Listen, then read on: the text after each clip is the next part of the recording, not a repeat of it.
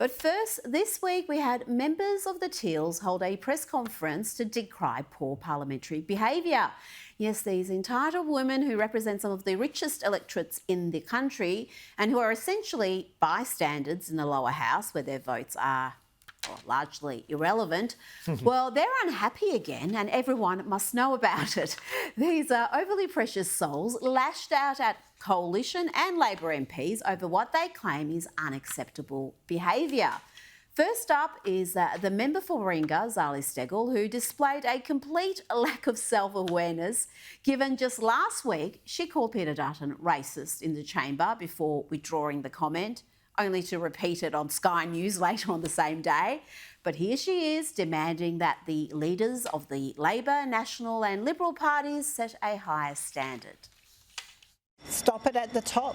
At the end of the day, we hear a lot of talk about commitment to better standards, better behaviour, but that can only be modelled by the leadership. All those MPs take their cue from their leaders. They are elected leaders of their parties, from David Littleproud as the leader of the Nationals, Peter Dutton, the leader of the Liberal Party, Anthony Albanese, the leader of the Labor Party. Oh dear. Talk about people in glass houses not throwing stones. Interesting though that she didn't mention the Greens, whose MPs are guilty of some of the most noteworthy antics in the Australian Parliament. It was only in recent days we had Senator Hanson-Young make a vomiting face as Senator Babet talked about giving medical assistance to babies that are born alive after a botched late-term abortion. Now, whatever one's view is on the merits or otherwise of abortion, once there has been a birth, medical practitioners are dealing with a living human being, a person. Yep, just charming stuff there, but back to the Teals and their attempts to tone police their parliamentary colleagues. And no one should be shocked that some of them again played the familiar victim card where criticism or hostility is interpreted as misogyny. Member for North Sydney, Kylie Tink, told The Guardian, "I've become used to the type of condescending, unprofessional and often misogynistic behaviour from a number of male MPs from the Liberal and National parties. You know, their complaints would have a little bit more credibility if they took a stand for the likes of Pauline Hanson when she's monstered in the Senate, or when the Mean Girls attacked a clearly shaken Linda Reynolds. But it seems only leftist women can be victims of bullying or misogyny in the eyes of the Teals Karen brigade.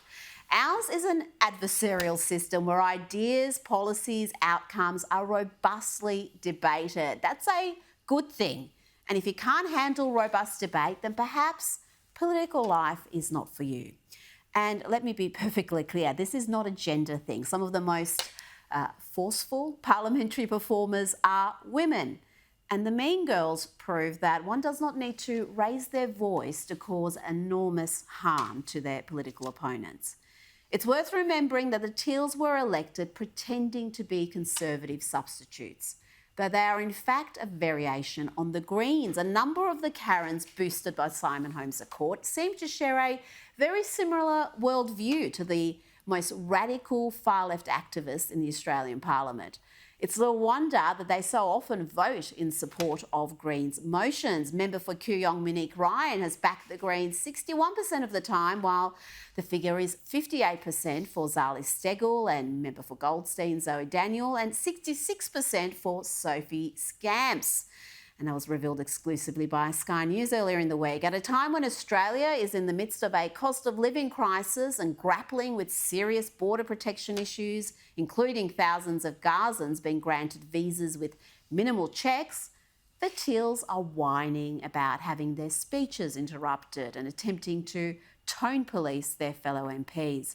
What an utterly underwhelming group of pretenders they are.